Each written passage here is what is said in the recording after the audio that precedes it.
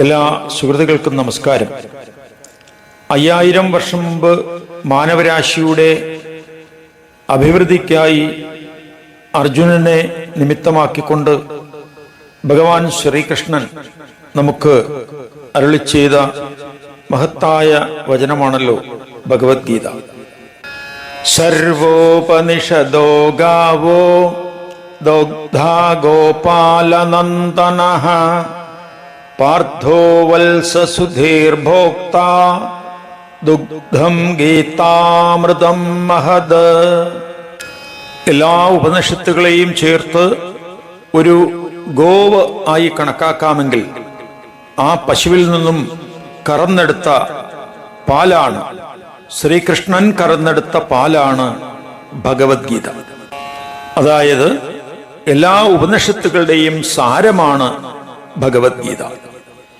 ഈ ഗ്രന്ഥത്തെ നമുക്ക് മറ്റൊന്നായും കണക്കാക്കാം.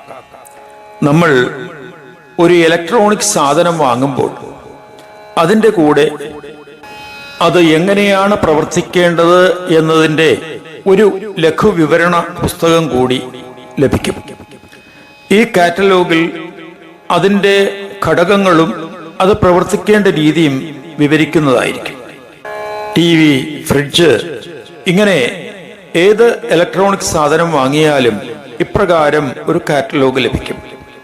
അതുപോലെ മനുഷ്യൻ എങ്ങനെ ജീവിക്കണം, എന്തു ചെയ്യാം, എന്ത് ചെയ്യാൻ പാടില്ല എന്നുള്ള കൃത്യമായ വ്യവസ്ഥയെ വിവരിക്കുന്ന മനുഷ്യന്റെ കാറ്റലോഗാണ് ഭഗവത്ഗീത. ഉത്തമ ജീവിതം നയിക്കുന്നതിനുള്ള മാർഗനിർദ്ദേശം വളരെ ഗംഭീരമായി ഭഗവാൻ തൻ്റെ വാക്കുകളിലൂടെ കൃഷ്ണനെ ബോധിപ്പിക്കുന്നു. യഥാർത്ഥത്തിൽ കൃഷ്ണന്റെ സ്ഥാനത്ത്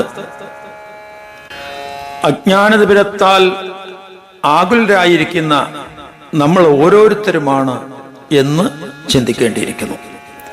നമ്മുടെ കണ്ണു തീർപ്പിക്കുന്നതിനു വേണ്ടി ലോകഗുരുവായ ഭഗവാൻ കൃഷ്ണൻ നമുക്ക് തന്ന ഉപദേശത്തെ ഞാൻ ഒന്ന് വിവരിക്കാം എന്ന് വിചാരിക്കുന്നു. അനേകം ആചാര്യന്മാർ പറഞ്ഞിട്ടുള്ള ആ ദിവ്യമായ ഗാനത്തിന്റെ വ്യാഖ്യാനത്തെ നിങ്ങളുടെ മുമ്പിൽ അവതരിപ്പിക്കാം എന്ന് വിചാരിക്കുന്നു. ഈ മഹത്തായ സംരംഭത്തിൽ നിങ്ങളുടെ ഓരോരുത്തരുടെയും വിലയേറിയ അനുഗ്രഹം ഉണ്ടാകണമെന്ന് പ്രാർത്ഥിക്കുന്നു. നിങ്ങളുടെ വിലയേറിയ അഭിപ്രായങ്ങളും രേഖപ്പെടുത്തണം എന്ന് അറിയിക്കുകയാണ്. ഈ ഗീതാവ്യാഖ്യാനം തുടർച്ചയായി കേൾക്കുന്നതിനായി നിങ്ങൾ ഈ ചാനൽ സബ്സ്ക്രൈബ് ചെയ്യുക. നമസ്തേ.